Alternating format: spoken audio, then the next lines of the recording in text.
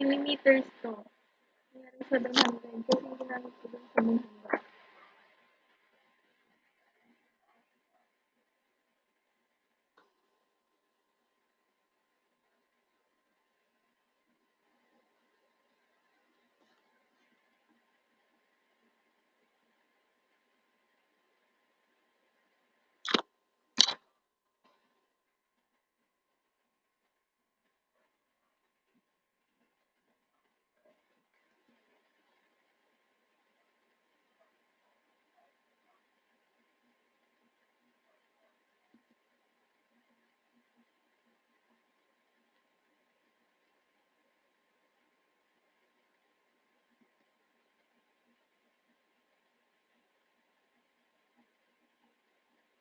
Ang tag, nangyari sa taas.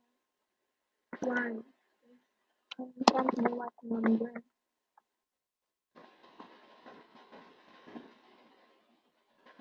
Ang default, 1. Specification, bottom center. Connect yun. Na.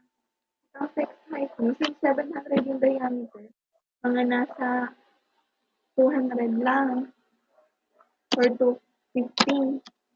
Parang yan. Tapos dito mo ilalagay sa gitna. Tapos gigit na siya. Maliit siya kaya mga dapat 300 na lang.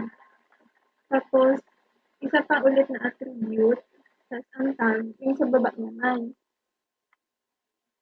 A-1. Maya. Tapos, from what letter and number ang ginamit kong from.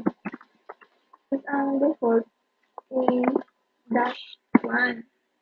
Tapos, dito, naka 250 rin. Tapos, i-top center ko. Tapos, align below. Check to. Para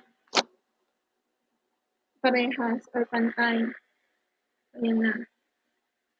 Ayan na. Yan yung pag-attribute.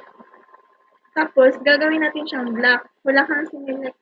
Tapos, kapag mag-black, ang papangalan mo yan dito. Ang tawag dyan sa black, kunyari, call out. Tapos, okay. Tapos, pipindutin mo yung base point dyan.